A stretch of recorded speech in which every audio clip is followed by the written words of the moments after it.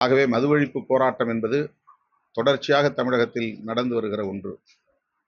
மக்கள் நல கூட்டணியில் நாங்கள் இருந்த காலத்தில் சசி பெருமாள் அவர்கள் முன்னெடுத்த போராட்டத்தில் நாங்கள் மக்கள் நல கூட்டணி தலைவர்கள் அனைவரும் பங்கேற்றோம்.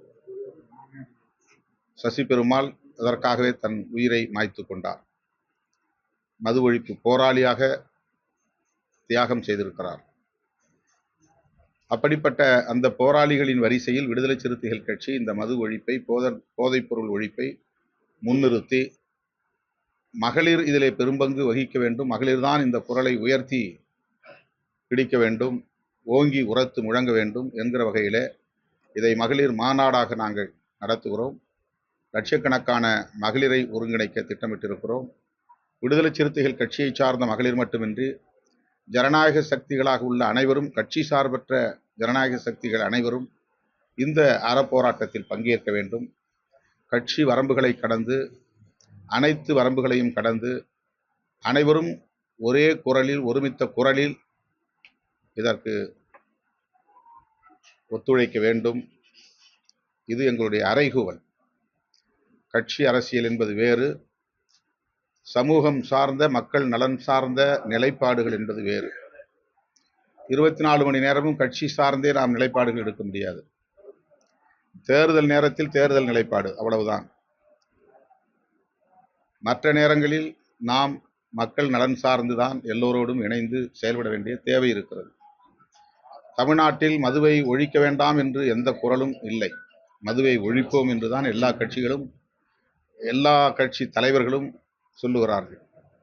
எல்லோரும் ஒருமித்து ஒரு நிலைப்பாட்டில் இருக்கிற போது மதுக்கடைகளை மூடுவதில் என்ன சிக்கல்?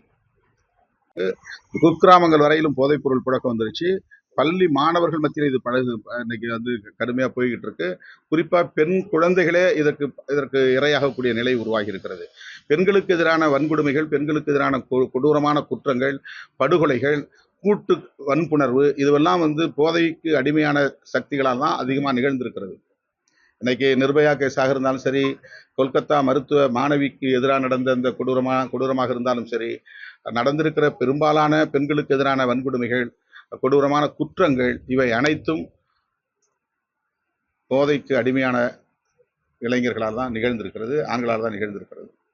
இப்போ இன்னைக்கு வந்து நம்ம குடும்பத்தில் இல்லாமல் இருக்கலாம், நாளைக்கு நம்ம குடும்பத்தில் இது நடக்கலாம், யாருக்கும் இது நடக்கலாம்.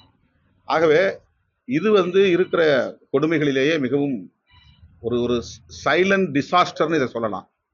ரொம்ப அமைதியாக நடந்துகிட்டு இருக்கிற ஒரு பெரும் பேரிடர் இது, ஒரு பேரழிவு இது.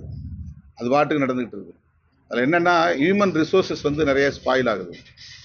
14-15 வயசுல நேற்று வந்து ஒரு அம்மா, அஞ்சனான்னு ஒரு அம்மா சொன்னாங்க, பையன் ஒருத்தன் சின்ன சின்ன பையங்க குடிக்கிறாங்க, பொட்ட பிள்ளைங்க குடிக்கிறாங்க, எனக்கு அப்படியே வயிறெல்லாம் பதறுது, எனக்கு நேர்ந்த மாதிரி நாளைக்கு இந்த குடும்பங்களை நேர்ந்துடக்கூடாதுன்னு நான் பதறேன். அப்பனை பார்த்து புள்ள குடிக்கிறான், மாமாவை பார்த்து மச்சான் குடிக்கிறான், அம்மாவை பார்த்து மகள் குடிக்கிறா, இது வந்து பரவிக்கிட்டே போகுது, எங்க போய் முடியுமோ அப்படின்னு அவங்க சொல்றாங்க. ஒரு விக்டிம் குரல். பாதகம் செய்பவரை கண்டால் நாம் பயங்கொள்ளலாகாது பாப்பா, மோதி மிதித்து விடு பாப்பா, அவர் முகத்தில் உமிழ்ந்து விடு பாப்பா.